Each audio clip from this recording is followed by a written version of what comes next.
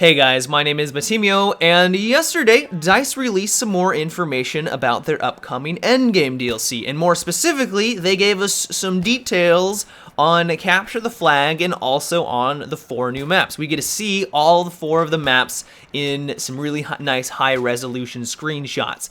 So first off, Capture the Flag, I'm liking the direction that they're heading. They are saying that when you capture an enemy's flag, or you grab an enemy's flag from their base, you'll grab it instantaneously. So if you run by it, you grab it, you're going to be able to have that right off the bat, and then you can start heading back to your base and hopefully capturing it for yourself. But let's say you take out an enemy who is running with your own flag and you're trying to take it back. Well, you can kill him, you need to kill him, and then when you try to retrieve it, it's going to kind of act like a conquest game mode where you need to stay around it for a set period of time, and the more people you have around it, the faster it's going to capture back, but it's going to take a while for you to capture it. And I like this because it's going to make the game mode a lot more tactical, because if you get into a situation where, let's say, your buddy, your ally, dies and the flag is right out in the open, well, then the enemy team has to stay out in the open to capture that, and then if you were in the background and you were the only one that stayed alive in your squad, you can kind of take people out as well as much as you can,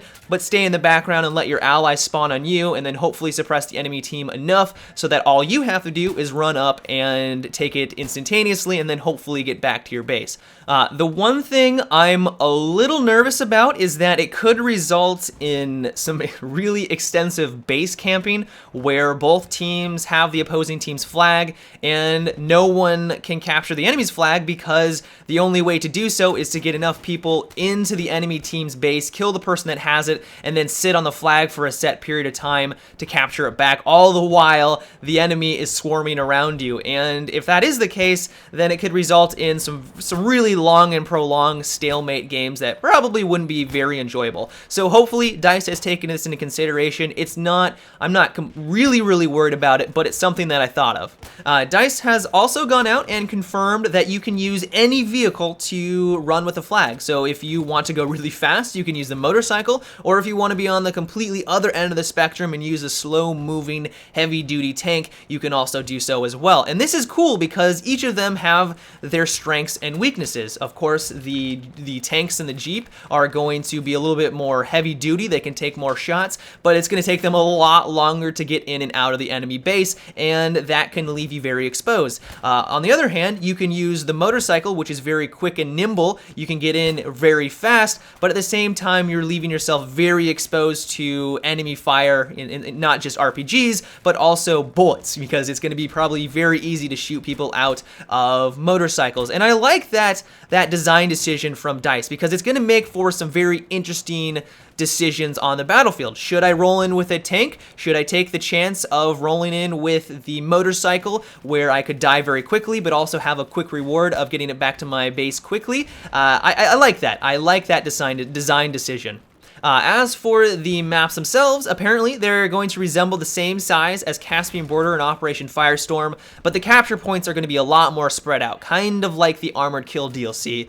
Caspian Border and Operation Firestorm, really fun, love those maps, but they are very condensed. The action and all the capture points are in the center of the map, and while they have a lot of open field around them, which makes the maps very large, no one really ventures out there unless they're playing in a tank or a helicopter or a Jeep and trying to flank around. But the vast majority of the action is very central to the maps, which makes everything very fast-paced. But I know a lot of people, a lot of hardcore Battlefielders that came from previous Battlefield games, especially like Battlefield 2, didn't really like it because they felt like everything was way too condensed and they wanted things to be a little bit more spread out. So it sounds like the maps aren't going to be as crazy large as they were for Armored Kill, but they are going to be a little bit more spread out, and things are going to be a little bit more balanced in that regard. DICE has also gone out and given us some really nice high-resolution screenshots, and the one you see here is from the new map, Operation Riverside. First glance, this thing is gorgeous. I love the mountains in the background. It's heavily forested, and at first glance, this one really reminded me of Isla Inocentes from Bad Company 2. I don't know why, it was just my first gut reaction. I was like, wow, this looks amazing and also reminds me a lot of Bad Company 2. I can't really put my finger on it, but that was my first reaction. DICE has also shown that this is going to be the map that's going to have a lot of motorcycle jumps. They pretty much wrote an entire article explaining how this is the one where they wanted you to get some big air. They wanted you to go off a giant wooden bridge where you could launch off and go over the river. You're going to be able to fly over buildings, stuff like that. A lot of big air is going to be on Operation Riverside. So the next one is Nabondon Flats, and this is going to be our arid desert map with a lot of open space, which is going to lend itself to vehicle combat. And from what we've seen from the Capture the Flag trailer that we saw a couple weeks ago, and from the pictures, it kind of reminds me a lot of Armored Shield. Maybe not as large as Armored Shield, because that's not the scale that they're looking for these maps, but it kind of has that same vibe where it's going to be very open. There's not going to be a lot of obstacles in between objectives, and vehicles are going to play a pretty significant role for this particular map.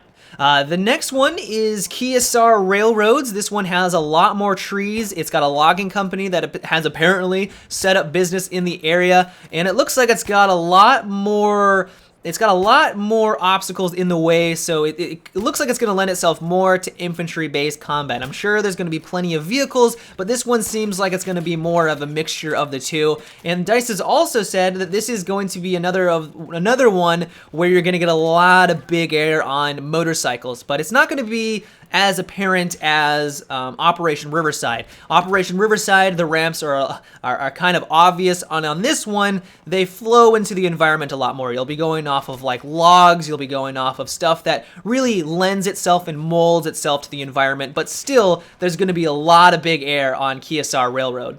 And finally, the last high-resolution picture comes from Sabalon Pipeline, which is a gorgeous snow map. I always love what they did with Alborz Mountain.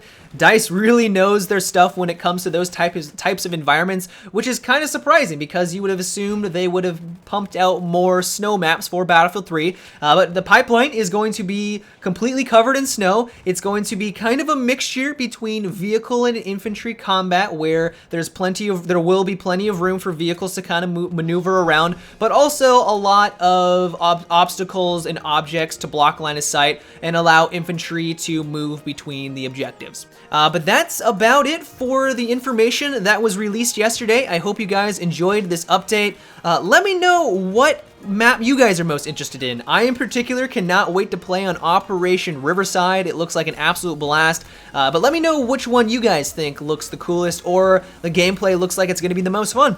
But yeah, guys, until tomorrow, have a good one and take it easy.